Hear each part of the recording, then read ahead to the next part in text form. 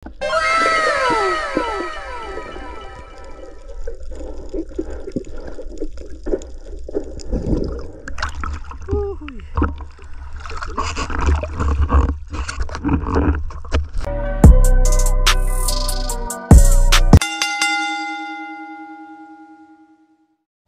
yun mga idol, unang sisid natin sa taong ito.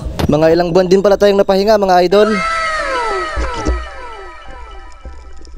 Bago pala ako magsimula sa video kong ito mga idol, gusto ko muna kayong kumustahin. Kumusta ba kayo mga idol? Sana lahat kayo okay lang katulad ko. At huwag na tayong magpaligoy-ligoy pa mga idol, no? Simulan na natin to. At ito nga mga idol, kagabi nakasisid na rin kami sa ilang buwan nating pagpapahinga.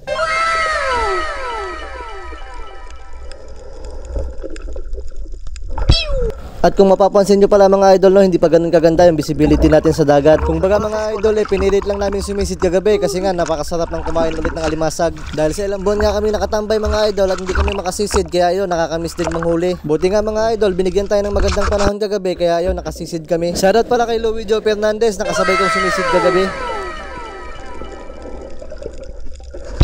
May mga followers and friends din pala tayo mga idol na gustong magpa-shoutout. Shoutout kay Ma'am Rochelle Vlogs from Bacolod City. Like and follow din natin mga idol si Manoy Adventure.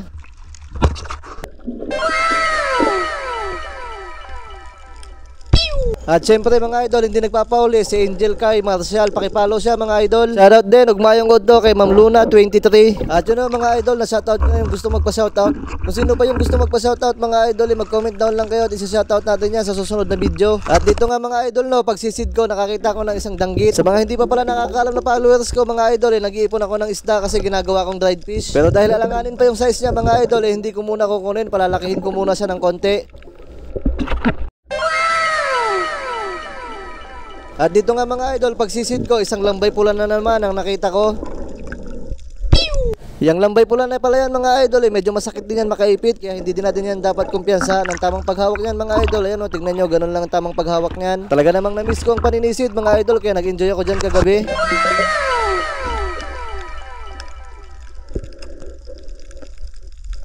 At kung umabot kayo sa punto ng video ko na ito mga idol, ibig sabihin gusto nyo itong video na ginagawa ko.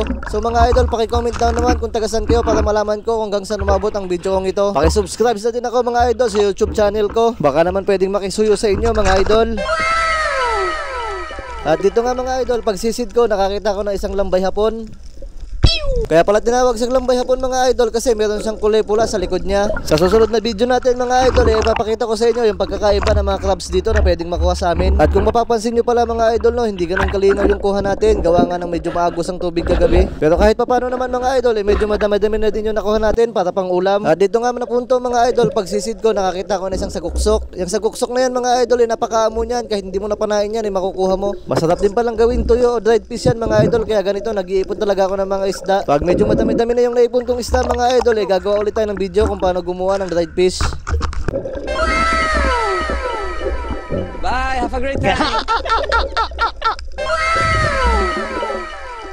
Sayang yung isda na yun mga idol, nakatakbo pa. Sobrang bilis niya. Pero okay lang mga idol, kahit na nakatakbo siya sa akin, pagsunod ko naman sa kanya sa unahan, meron palang naghihintay na lambay pula. At dito nga napunto mga idol, pagsisid ko sa bandang unahan, may naghihintay pala sa akin isang lambay hapon.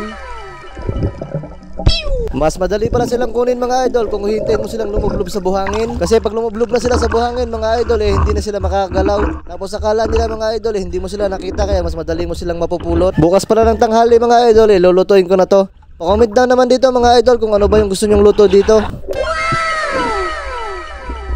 At dito nga na pagsisid ko mga idol, nakakita na naman ako ng isang lambay pula.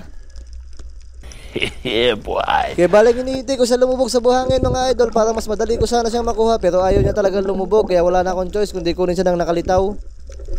At yun nga mga idol, nagtagumpay naman ako na makuha siya. Kung mapapansin nyo mga idol, good size na din at medyo may kalakihan na din siya. Pwedeng ng panggata to mga idol, tapos lalagyan mo ng madaming sili.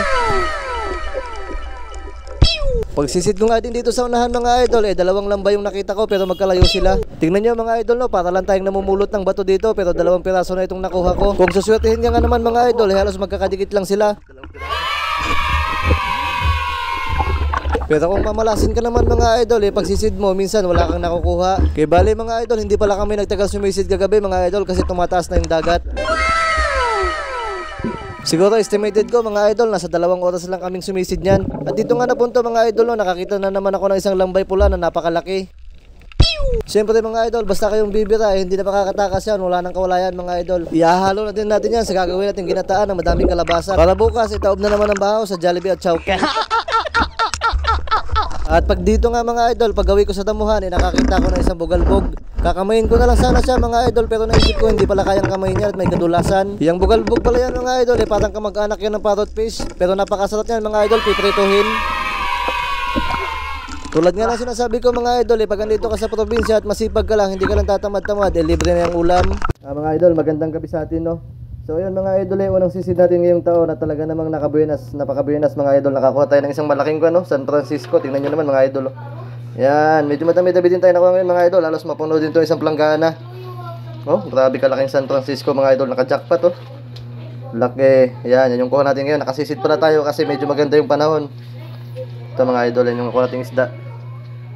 Yun, thank you Lord sa blessings. Okay kayo.